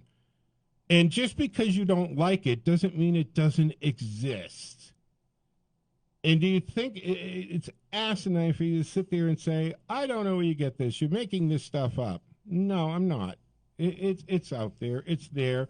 Multiple sources. Have you found the wristbands? Yeah, I did. It's, okay. And Jim, I had not heard this story either, and I'm just Googling it now, and it is on Reuters. Has it? Reuters. They've got a story on it. Mexican drug cartels, human smugglers tag asylum-seeking migrants. That's on the Daily Mail. And you give me way too much credit there, Jim, because if I've made this up and I'm able to get it on all of these international news outlets, that's a pretty good job. I'm impressed with myself. But I don't know if any of the articles, Jim, going back to what you were talking about, and also Joe, I don't know if it doesn't, in one of these, because there are several articles, I don't know if they identify when this process started. Does it matter where it started? It's the fact is the cartels are using. Well, I'm only saying that because it seems like everyone's trying to blame the Biden administration for this. Well, the Biden that's why I'm trying to. Did it happen 10 years ago? No, 12 years ago? But the problem here is that the Biden administration reversed policies that were working and then put the message out to come this way. And when you're told that you're not going to be deported and you're going to be allowed to stay, and instead of keeping the legal points of entry as the means to get in this country, but Joe, to stop the border wall. Didn't his communication person or someone come out and ask people not to come? Because, Are you serious? Yeah. So your policies, you changed the policies. Wait. No, seriously. Publicly announced on television because he got flack from this from the other side. And he said, "Don't come yet." Those are the exact words. Don't come yet. But even that. So don't come yet. But why change the policies to open the border? To not to open the border, to make it inviting. Why change the policies that were working? Those agreements that were in place, that you stay in Mexico during your hearing. I was going to say is we are not all privy to the information that they have, and this goes back to whatever president's there. Mm-hmm. We're saying policies that were working, were they in fact working in the way that everyone thought they were supposed to work? I don't know. Well, you don't know that they weren't, except that we do know that they were working. But I'm saying they may have information. Because we had the lowest illegal crossing of the border under the Trump administration. We had the agreement between the three northern countries, right? The big three that agreed that they would work with border and customs, actually customs, on the asylum trials, and that Mexico said that, yes, we will let these people come in and wait in Mexico for this. Well, they also sent their soldiers to the southern border to stop these caravans whose only purpose was to travel through Mexico to get to the United States. We have to take a break. It's coming up on 7:30. It's time for Handling Change, a few other things here from the Box Drop Middlesex Mattress Outlet Studios. This is Politically Speaking with Senator Mike Moore.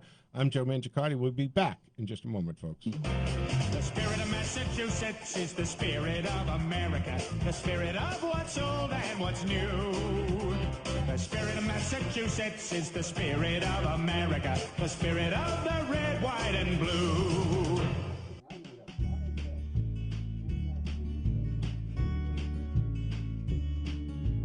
Good morning and welcome to Handling Change. I'm Joe Mangiacotti along with Heidi Zizza, who's joining us as our latest expert. Heidi is a realtor and will tell us a little bit about her business and what she does. But she's joining us because the purchase or sale of your home or investment property could be one of the largest challenges you have, and Heidi can help you handle those challenges. First of all, good morning, Heidi, and welcome to Handling Change. Thank you for having me, Joe. It's a delight to be here today, talking to you and all your listeners. I love hearing your show, and I'm excited to embark on this adventure with you, someone that I've known for a long time. Yeah, let's not start giving ourselves away here, Heidi. That goes back a long time. Basically, I've been a realtor for 29 years, and I work for MDM Realty, which was founded by my mother, Missy, in the 80s. We've been business partners ever since, and I have to tell you that we're still having a good time. Oh, absolutely. So that's the history of MDM Realty. Missy started it. That's your mom. She's still active in the business? Very active. Yep, I do a lot of the outside work, and she does a lot of the inside work. Oh, that's a very complimentary situation then. Good synergism. It works great. It works great. So well, tell us about the area. Out together. There you go. That's always great, right? Especially if your mom's your best friend. That's wonderful. Tell us a little bit about MDM Realty, the area that you cover, and then why did you follow Mom? Is it the industry, or was it just keeping the family business going? You know, I think when I was little and I saw her doing real estate, I just thought that it was so fun. And I can even remember being 5 years old and playing realtor in my closet. I had a little desk in there, and she would bring the real estate book home, and I would play real estate agent with my babysitter. And I just loved real estate. I thought it was so fun going into people's houses and seeing things. And when it finally materialized for me, I realized that that was just what I was meant to do. And it, you know, after all these years, obviously it's second nature. We cover a pretty big area at MDM Realty because I think the internet has changed so much about real estate. You really can get intimate with different areas virtually. So many things are virtual nowadays. So we really cover a wide range. I mean, I've sold houses all the way out in Western Mass, Spencer, all the way out down to Chatham, Mass. We've recently had a couple of agents who have been pretty active down in the Cape. So we have a wide range, but our office is in Framingham, Massachusetts. And so we are central to the Metro West area. And that is where the bulk of our business is done.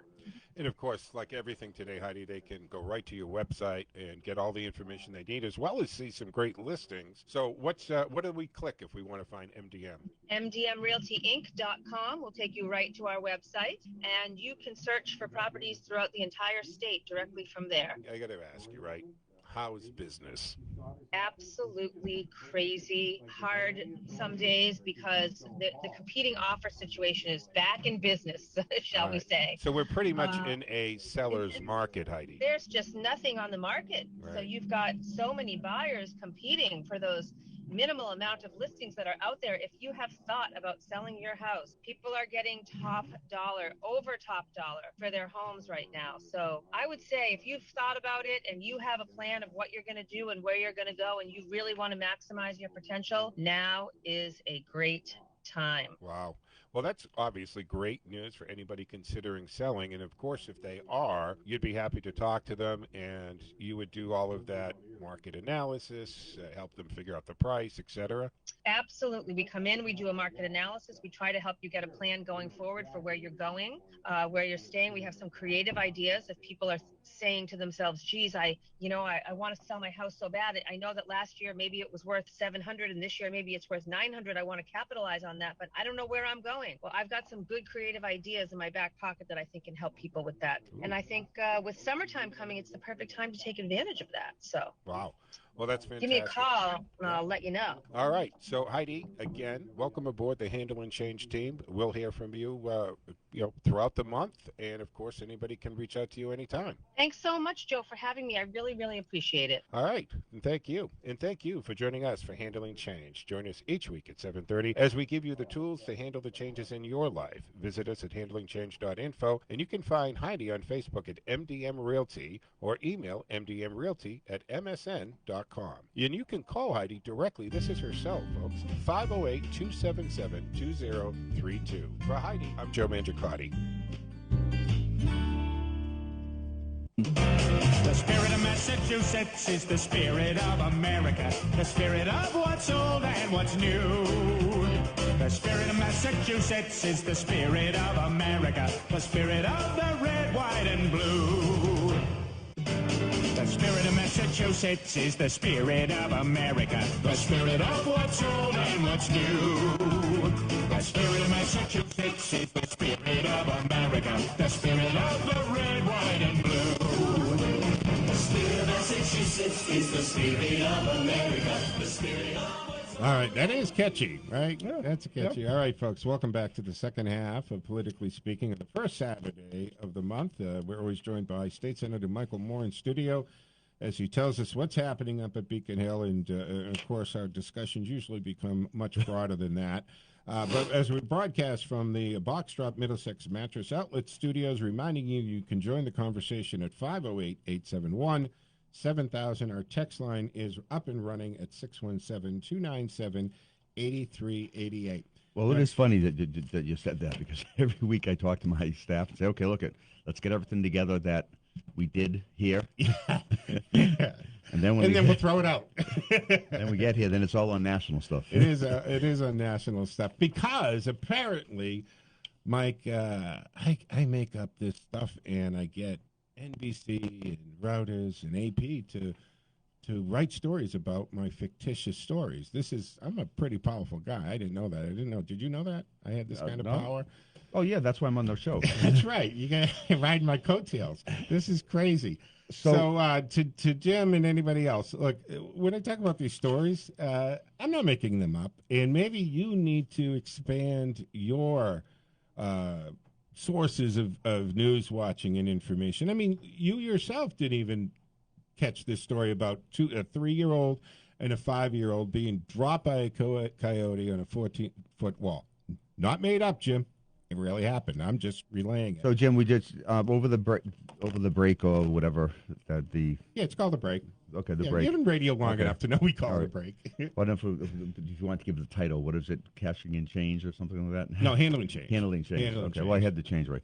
You did. Over the break, he did show me the video, and I don't want to say.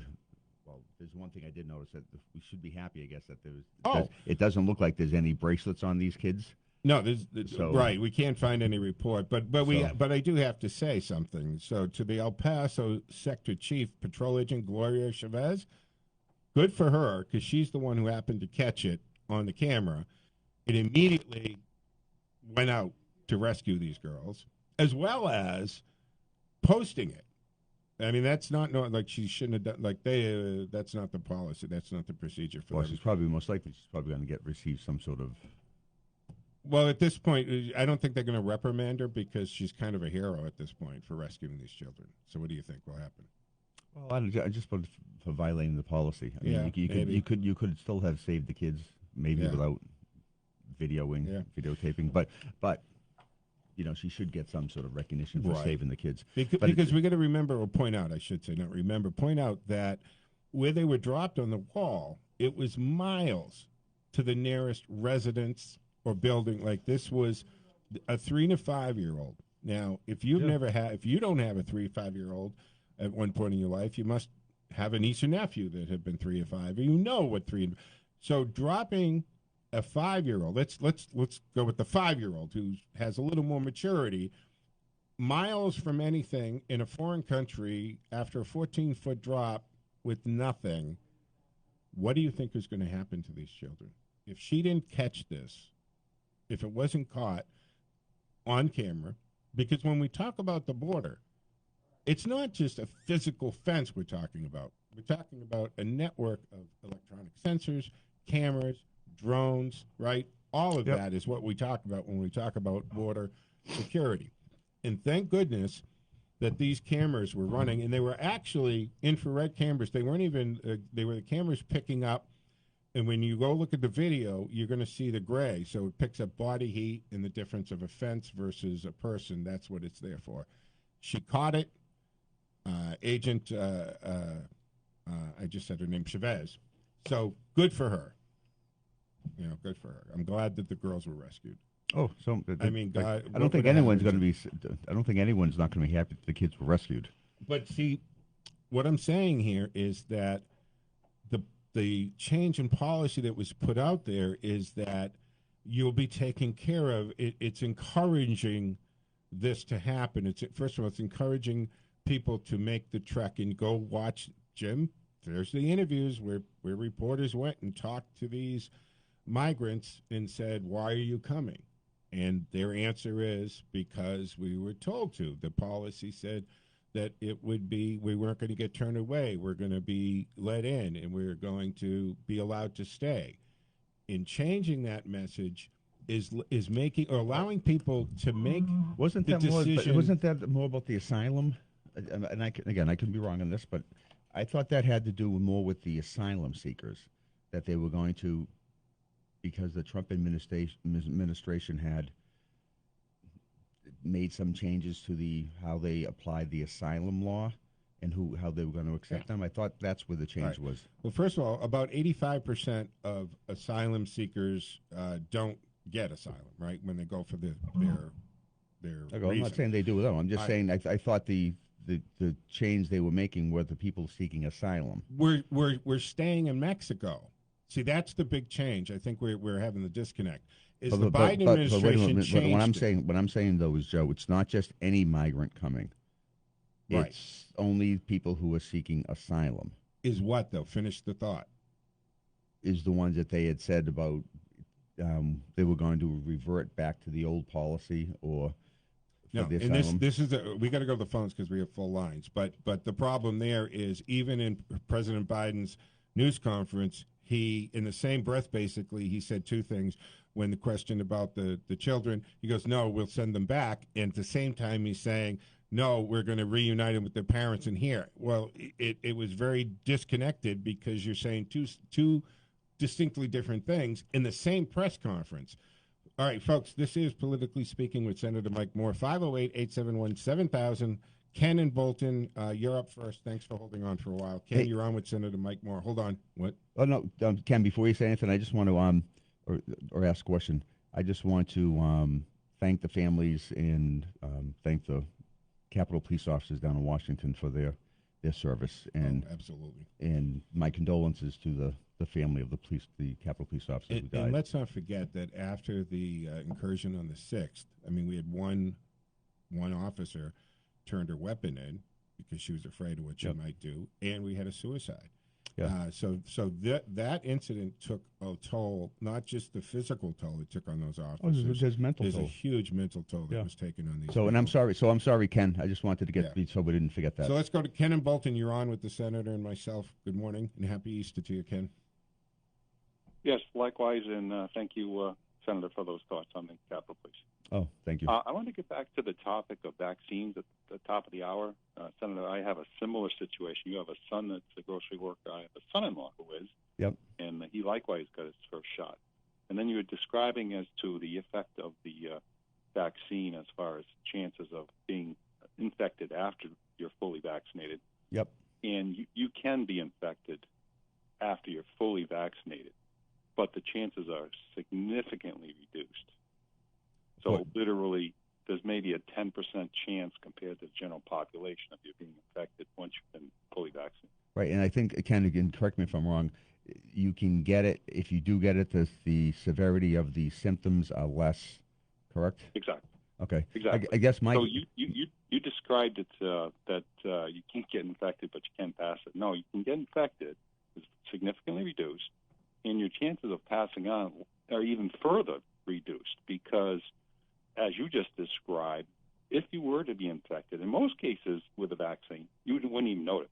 You'd be so-called asymptotic. Yep. There would be no symptoms. You were infected, and if you're asymptotic, then your chances of passing it on to somebody else are virtually nil. Well, that was my question, because we have the holiday coming up, and he got it Monday. My concern was because I had heard so many different descriptions of how this can go. The woman that was giving him the shot, I asked her, can he give it to someone else? And she told me yes, but you and Joe were both saying that he can't. So. No, I'm saying he can. Okay. He can give it to someone else, but the chances are significantly reduced. Okay. But we also have to realize that the day you get your first shot, for up to about 2 weeks, there's no impact. Right. Yeah. Yes. Yep. Which is why you should keep wearing. So when you get that first shot, don't rip the mask off. No. Continue to, for at least 2 weeks, continue to wear the mask and treat it as if you didn't get the shot yet, because it hasn't And in taken fact, it in.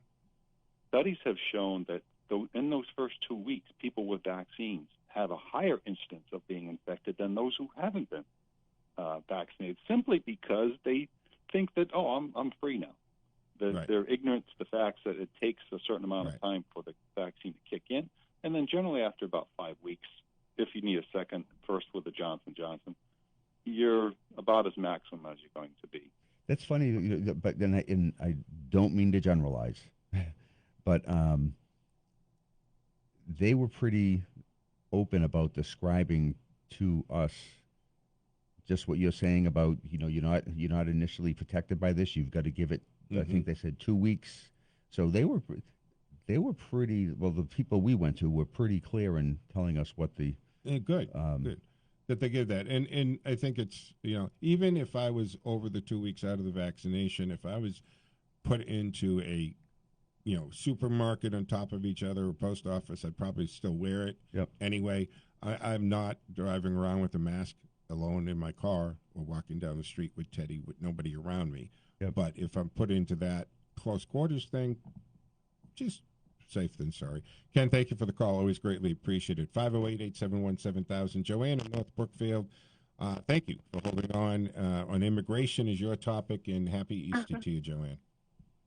Oh, thank you, Joe. Happy Easter to you. Thanks. Yes, I just wanted to answer Mark from Worcester's question, which of course Senator Moore knows, but they come in via the religious organizations, Catholic Charities, Lutherans. That's the one I worked for, so I know this firsthand.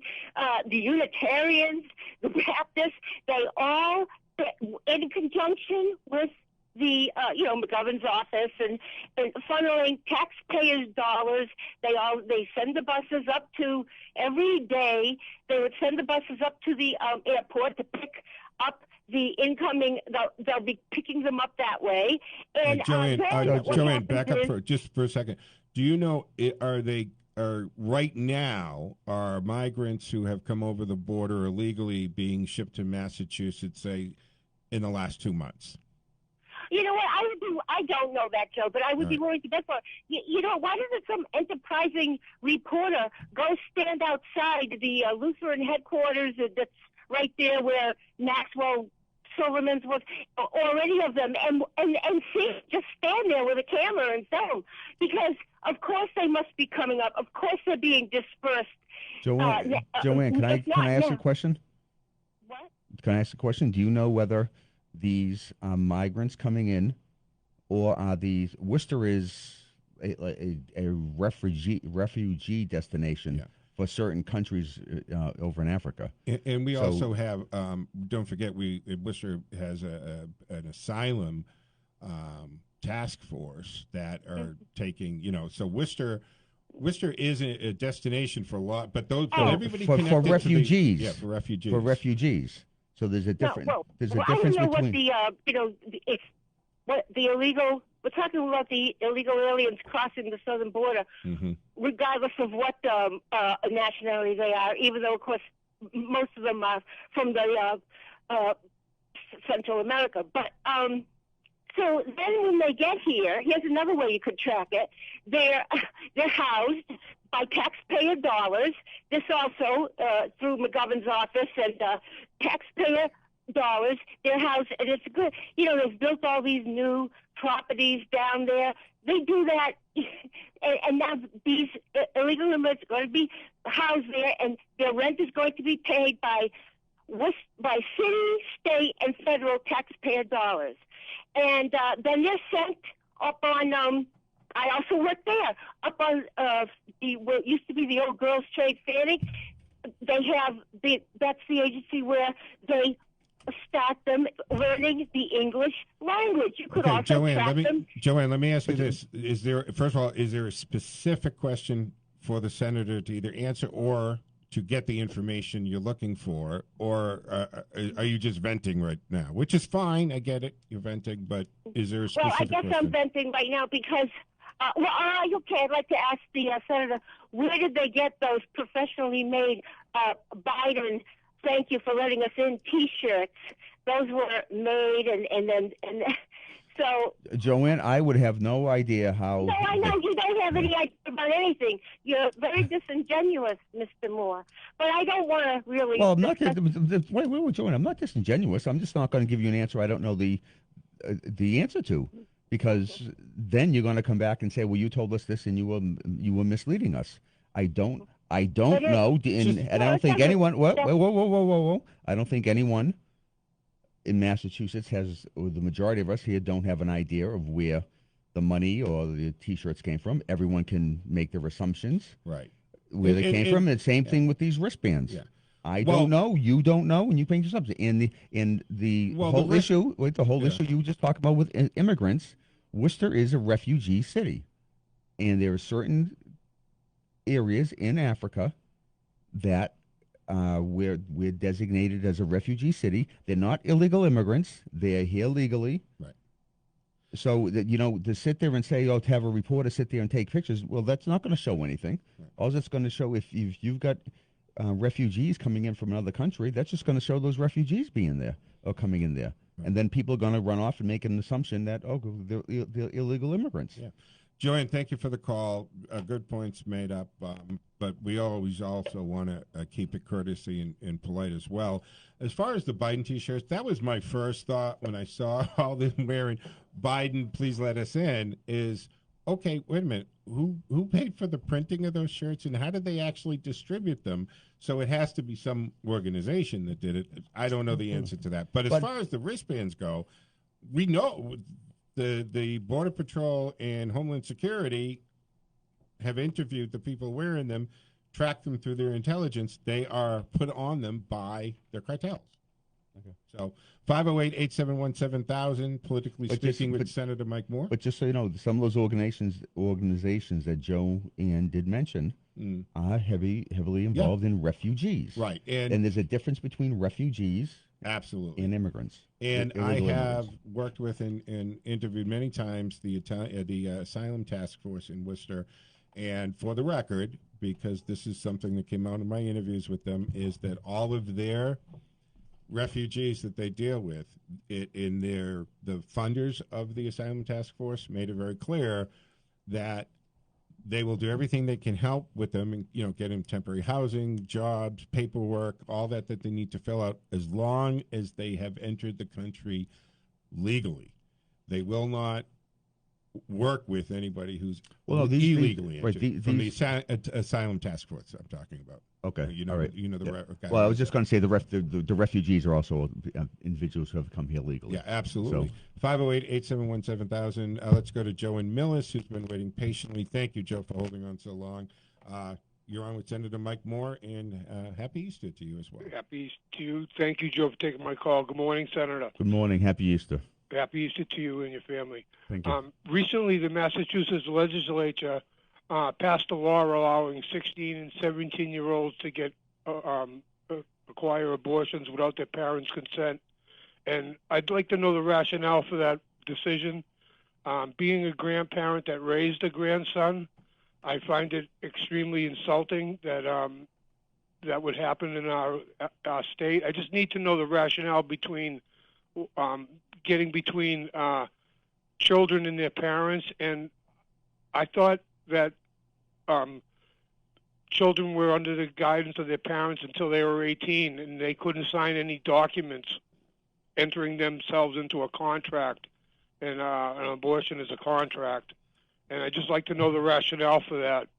So I'm sorry, what was your name again? Joe. Joe. Okay, Joe.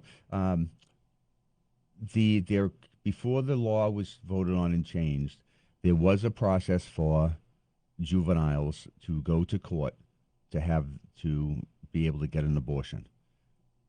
And I don't, excuse me. Did you vote on it? Yes, I did, and I voted in favor of this because the courts had not refused 98 or 99% of the requests that have come in from juveniles for this. So there was a concern. So one, the requests were not being denied by the judicial system, and the second is there are some juveniles that you seem like a very reasonable person, but there are some people who are unreasonable when the children come before them, and they may be with an unwanted pregnancy. So I make decisions with my kids all the time that they don't like go to bed at a certain time and do your homework. But Joe, that's you. You got to remember, you may not be like 99% of the general public. Yeah, but all right, that's fine. But this law affects 99% of the public. So where do we stand? Well, you're still covered by the law. They're changing the law.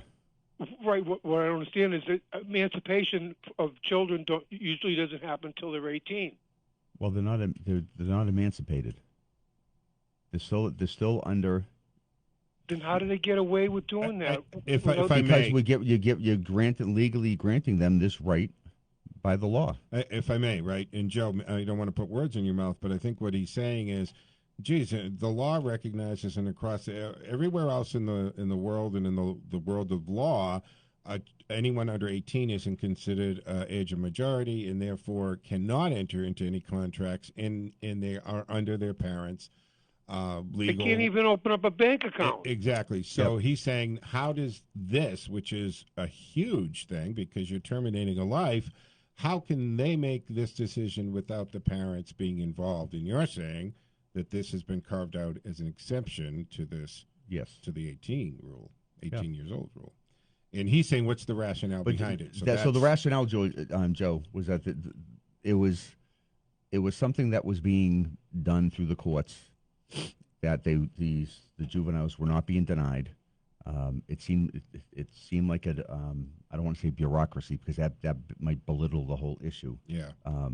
But it's a way of ensuring that. And again, this is probably won't be your children, but it would be some children that had a fear to go to their parents for the repercussion that could. Joe, thank you for the call. So we're so against the clock, and we have full lines. Let me jump to Mark and Spencer. Thank you for holding, sir. You're on with Senator Mike Moore. Good morning. I just want to make a comment back to the border briefly. Okay. I watched the show.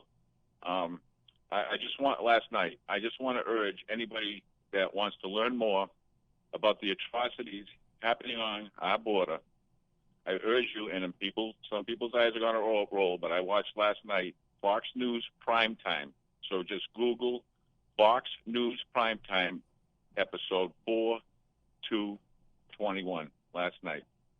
And if watch that, and your eyes will be opened. And if half of what they said is the truth and what they showed, it should send a chill down everybody's spine. Absolutely. So Fox News Primetime, and what was the other one? Just Fox News one Primetime. show last night at 7 o'clock. Fox News Primetime. Okay, all right. Yeah, check it out. April 2nd, 2021. Google it. Watch the first 13 minutes, and it should bring a tear to any American's eye. There you go. Period. Mark, we're against the clock. I'm sorry, but thank you for the call. And see, that's the thing, folks. If you don't even know these two things I'm talking about, the wristbands and those children being dropped, expand what you watch. Go check it out because, yes, it will bring a tear to your eye. But we're at the end of the show here, politically speaking. Senator Mike Moore, thank you so much for once again coming in and sharing with us what's happening on Beacon Hill, allegedly. Have a great holiday tomorrow. Thank you. You too. All right, folks, that'll wrap up today's show. I'll be back tomorrow morning, 6 a.m. Yes, on Easter Sunday. So join me then, 6 to 8 a.m. Saturday and Sundays. Follow us at Joe Mangiacotti Show on all our social media platforms. From the Dropbox Middlesex Mattress Studios, I'm Joe Mangiacotti.